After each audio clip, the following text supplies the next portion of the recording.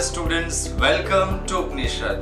I hope you are doing really well and you are enjoying learning with Upanishad.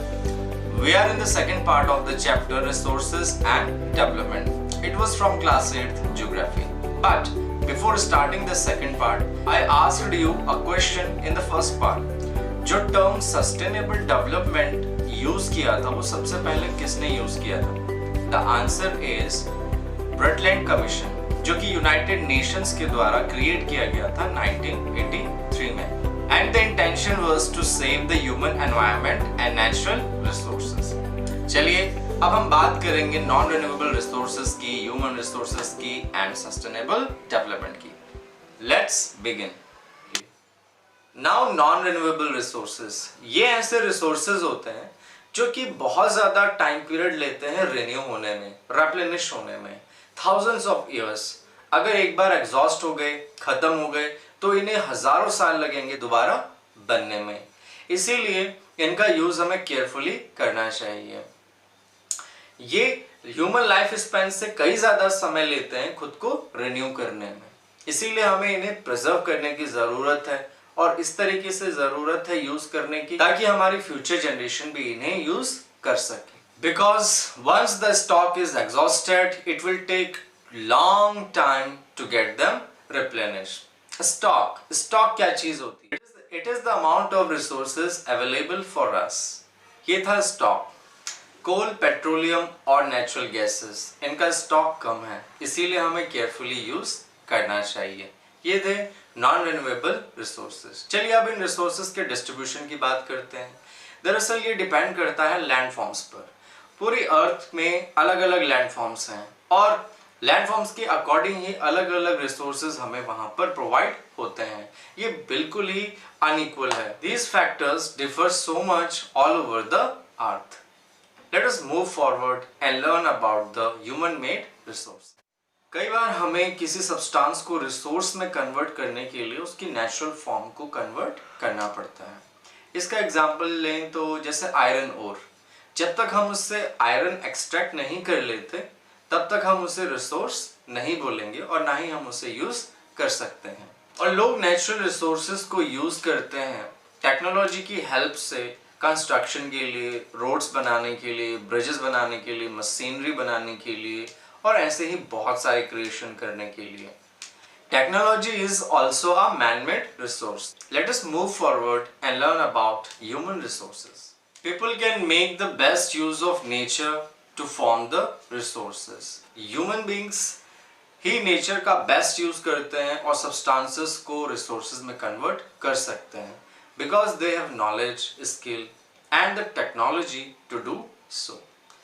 That is why people are the human resources and they are the best. Education and health helps in making people a valuable resource. कोई भी government अपने human resources की skills को और ज़्यादा improve करने की कोशिश करती है। ऐसा इसलिए ताकि ह्यूमन रिसोर्सेज और ज़्यादा रिसोर्सेज को क्रिएट कर सके because it helps in developing their country. और इसी को ह्यूमन रिसोर्स डेवलपमेंट कहते हैं। प्रोसेसिंग क्या चीज़ है? प्रोसेसिंग किसी भी रिसोर्स की यूजफुलनेस को इंक्रीज करता है और इसमें कॉस्ट इन्वॉल्व होती है। इसीलिए जो प्रोसेस्ड गुड्स होते हैं वो थोड़े एक्सपेंसिव होते हैं, जैसे कि शुगर।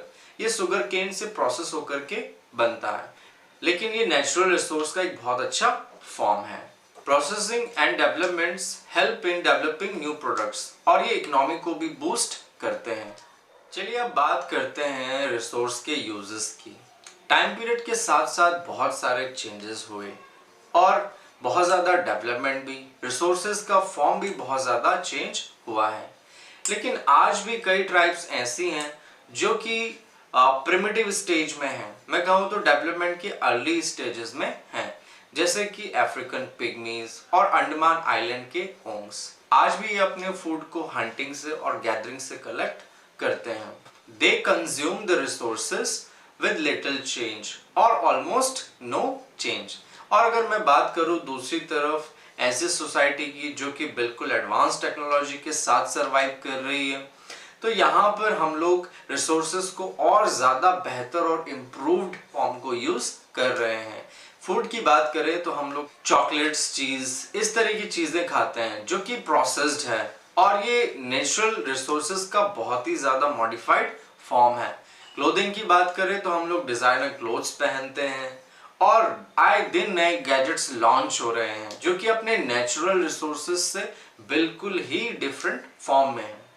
टाइम पीरियड के साथ साथ टेक्नोलॉजी में बहुत ज़्यादा इम्प्रूवमेंट्स हुए हैं और हमने बहुत ज़्यादा नेचुरल रिसोर्सेज को यूज़ भी किया है, उन्हें मॉडिफाई किया है टाइम पीरियड के साथ साथ और उन्हें बहुत बेहतर फॉर्म दी है, अपने यूज़ करने के लायक उनको बनाया है। लेकिन इसका असर पड़ा है नेचुरल रिसोर्सेज पर। जैसा कि हमने बात की पहले भी कि कुछ ऐसे रिसोर्सेज हैं जो कि नॉन रिन्यूएबल हैं, जिन्हें बिल्कुल भी रिन्यू नहीं किया जा सकता।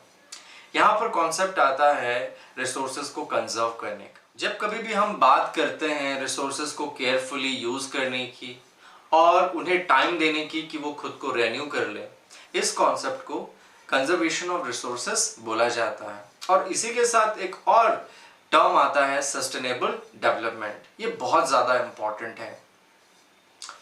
सस्टेनेबल रिसोर्सेज को केयरफुली यूज़ करना ताकि खुद तो हम उन्हें इस्तेमाल कर ही सकें लेकिन प्रिजर्व भी कर सकें फ्यूचर जनरेशन के लिए। इस तरीके से जब हम रिसोर्सेज का कंजप्शन करते हैं साथ में प्रिजर्वेशन के साथ, इसे सस्टेनेबल डेवलपमेंट कहते हैं। और एट प्रेजेंट इसकी बहुत ज़्यादा ज़रूरत है क्योंकि कई सारे ऐसे रिसोर्सेज हैं जो कि हमारे केयरलेस कंजम्पशन की वजह से एग्जॉस्ट हो सकते हैं। हम उनके अल्टरनेट वेज भी सर्च आउट कर रहे हैं और साइंटिस्ट रिसर्च कर रहे हैं कि कैसे हम उन्हें कम यूज करके बेहतर रिजल्ट्स पा सकें। सस्टेनेबल डेवलपमेंट जो वर्ड है सबसे पहले ब्रटलैंड कमीशन ने यूज किया था और उन्होंने इसे कुछ इस तरीके से डिफाइन किया: development that meets the needs of the present generation without compromising the ability of future generation to meet their own needs. Sustainable development has the following features. It prevents wastage and excess consumption of resources. यह हमें रोकता है कि हम resources को carefully use करें और waste बिल्कुल भी ना करें। ये pollution prevent करता है, ये recycle और reuse करने पर force करता है। It preserves the biological diversity on Earth. It uses abundant alternatives more rather than exploiting the scarce resources.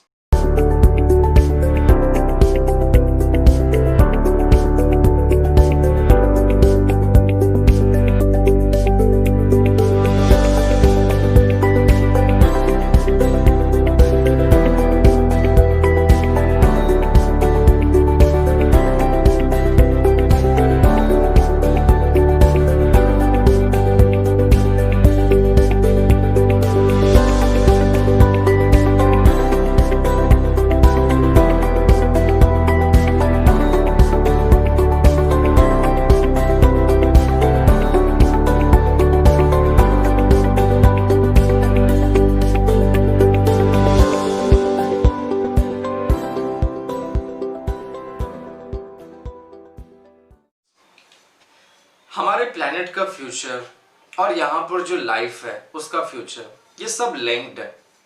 Nature हमें प्रोवाइड करता है लाइफ सपोर्टिंग सिस्टम। ये हमारी रिस्पॉन्सिबिलिटी है कि हम इसे प्रिजर्व करें। सो रिसोर्सेज को केयरफुली यूज करें और कोशिश करें कि जाने अनजाने में आप इनकी वेस्टेज ना करें। I hope you will contribute in sustainable development. Upanishad.